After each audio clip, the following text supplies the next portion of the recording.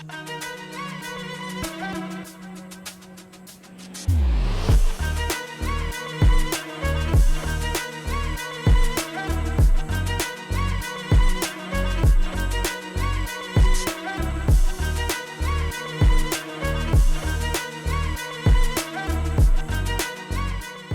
up, guys? Welcome back to the YouTube channel. I'm Turbo John, and we are working on the hot rod. If you saw the last couple videos, it was the red car.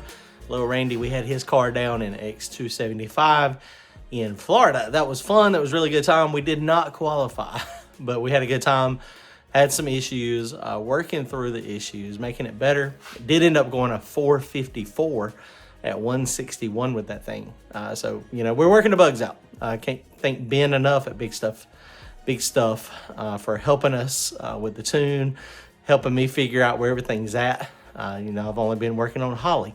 So he's got some decisions to make on that car and figure out what he's going to do. Trying to get mine ready for Natunta coming up next weekend.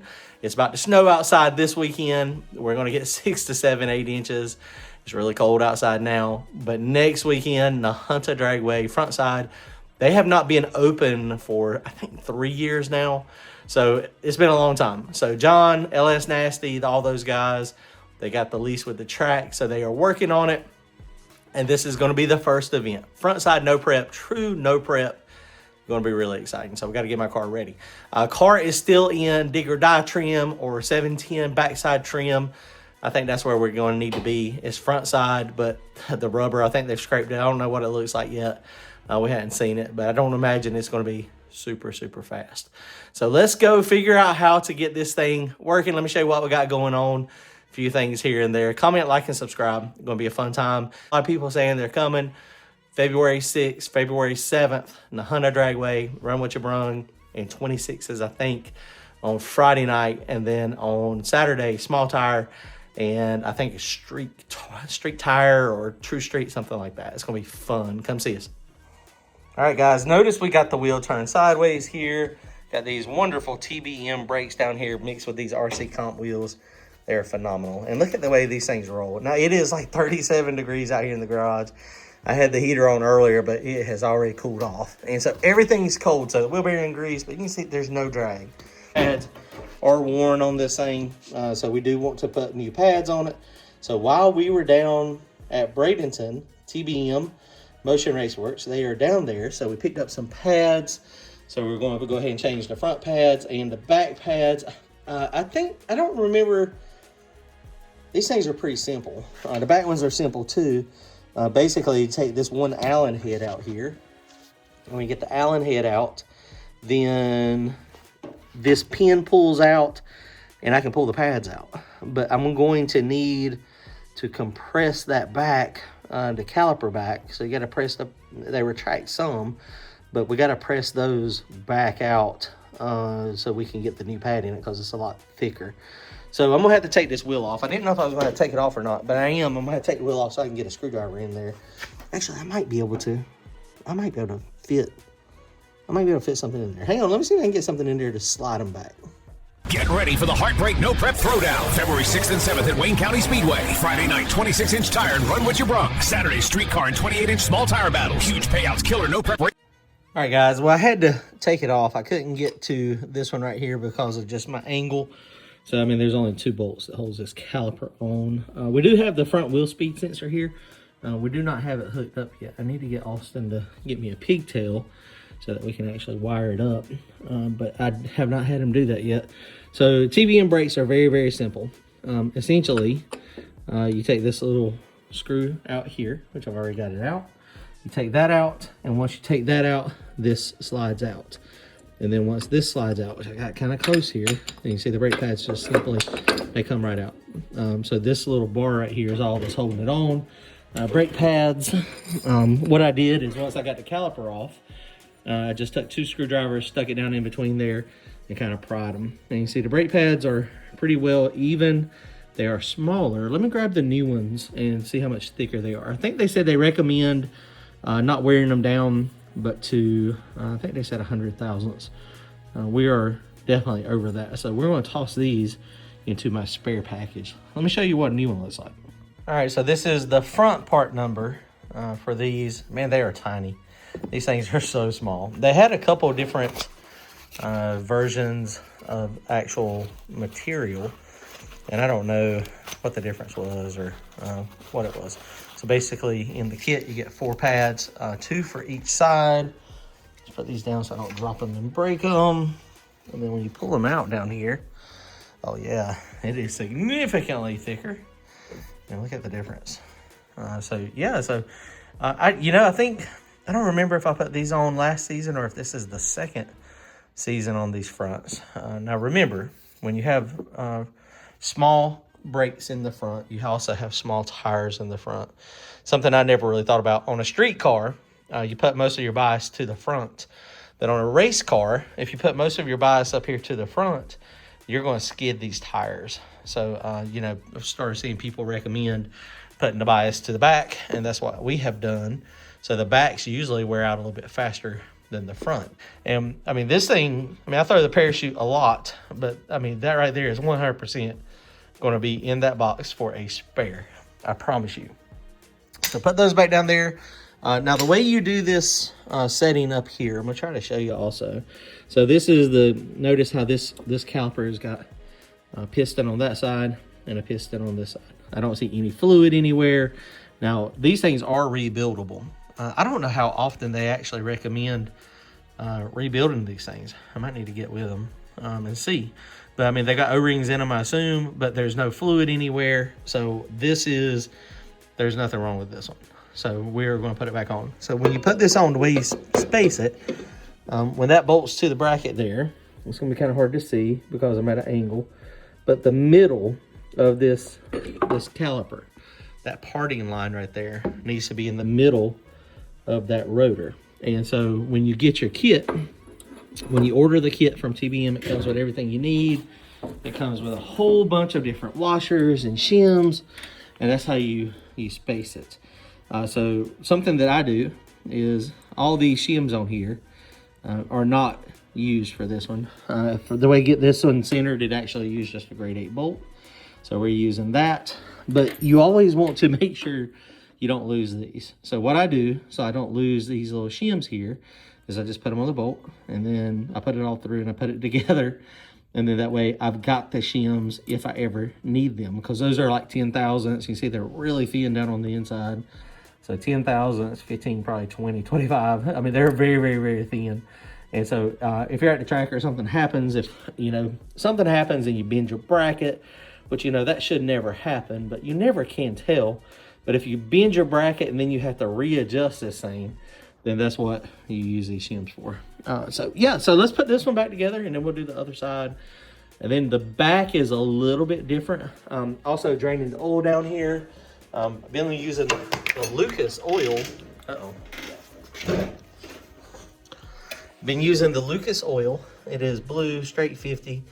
And you see it doesn't have a lot of moisture in it. Something that I do like about the Lucas oil, and there's other oils that are doing the same thing, but I used to like oil that's separated, right? So that like after it sit and the methanol and condensation set to the bottom, and then you would drain it out. But the problem is those oils that separate a lot, then what do you think happens like if it starts separating? Where's the pickup? The pickup for the oil pump's at the very bottom. So it would be getting straight water or condensation. So I don't know that that's a good idea. So I am definitely happy about the Lucas oil. It's a little cheaper too. It's not super bad. Like 5 gallons, like 120 bucks. But it's thick. It's got a lot of zinc in it. I think it's got a lot of phosphorus in it.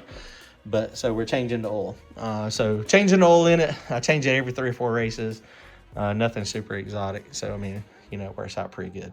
So let me show you. We're gonna get the fronts on, and then I'm gonna jack up in the back as soon as I get done with the oil change, and I'll show you how the backs work. Now the back ones, I think I'm gonna have to probably pull the tire off of it to get to it, just because the wheel is offset versus this front one.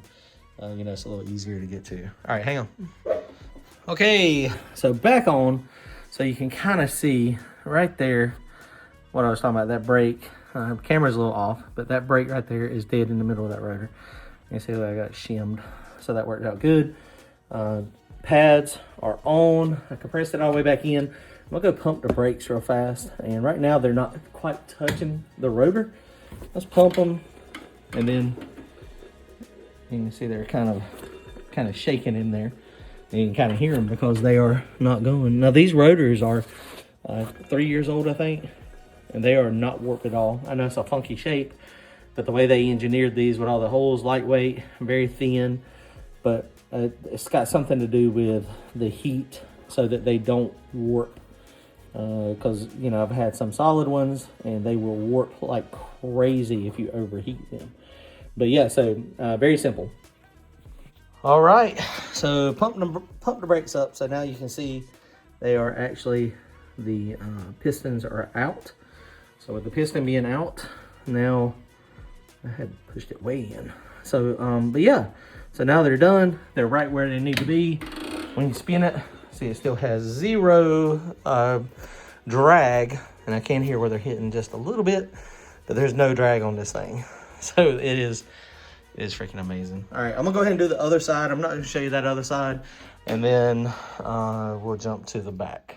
All right, guys, now this other one over here, for some reason, I figured out how I could get my little screwdriver, my little flathead screwdriver that I bent, back there behind it. And so I did not have to take the caliper off. I just took this piece off right here and compressed it, and they went right back in there. So no problem. I guess sometimes it works out like that, sometimes it doesn't. You know, that piston, they make a piston tool that kind of spreads evenly, piston compressor. I can't remember how you do it. I think it's got a wrench on it or something. So that's probably ideal instead of using the brake pads. But brake pads, as long as they push in the center, usually it'll push right back in there as long as there's no issue. I must have caught the other one sideways a little bit. So that one was super easy. All right, so something else Doug and them have on their website over at TBM, they got proper master cylinder sizing. This is Wilwood with AFCOs. That's a dual master cylinder kit. So basically, one of these master cylinders goes to the front, one goes to the back. It has a proportioning valve. Well, actually, it's not a proportioning valve. It's hard to see it. It's called a rod. I can't remember what it's called, but it's some type of, I can't remember what they're calling it. But basically, that's how you control the brake bias. It's bias rod. There you go. It's a bias rod. So, yeah, so we're working good on the front. So we're good. Let's move. Well, we got to get this thing to stop draining oil. And so, oh, it might be done. So change the oil filter, change the front oil, jack the back of the car, and do the backs. Well, the back is a little bit more difficult. When I say that, because you got to jack it up and you've got to take off the back wheel. So, let me show you how this one is. This is super simple. So literally on the back here, you can see these are worn out pretty good as well. I mean, still got some life on them, but not a ton. And these are 4 pistons. So you have a piston there, there, there, and there. And literally this little clamp right here. Can you see that little clamp? It's a special clamp. All you do is like pull it sideways, and usually it pops right off. Of course, it's not going to be as easy since I am recording. Let's see. There you go. Well, okay, hold on. So it pops like that, and then it pulls up, which I can't seem to get it because my fingers, hold on. Okay, so I had to get my handy dandy little modified needle nose, which is grab it and then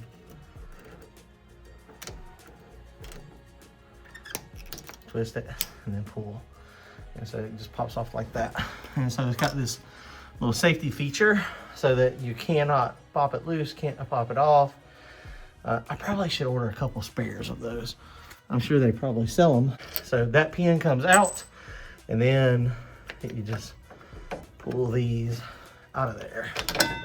You see how they just, boom, pop right loose. Wore down, of course, they don't quite go all the way to the end. These are definitely wore down more than the fronts were. So no big deal there. Rotor is still nice and flat for the most part. I don't know if it's supposed to be like that or not. Maybe that's worn out. I might need the rotors too. But so now we got to do the same thing, just compress these. So what I'm gonna do is I'm gonna stick these back in, and I'll use my screwdriver and see if it goes back in there without actually taking it all apart. There again, I don't see any leaks, no leaks. So this should compress right in. So looking at this, it looks like I've done a pretty poor job centering this thing. If you push that up there, it's not quite in the center. And you can see how the pads, the calipers, the pistons are out further on the outside. And so it looks like I need to re-shim this. It was definitely a little close up there. Now I've been running this for a year, and I don't know how I got that so far off. Really all it is the shim down there. There's no shim on it. I just got it mounted straight on the bracket. So we need to take all this apart and re-shim that.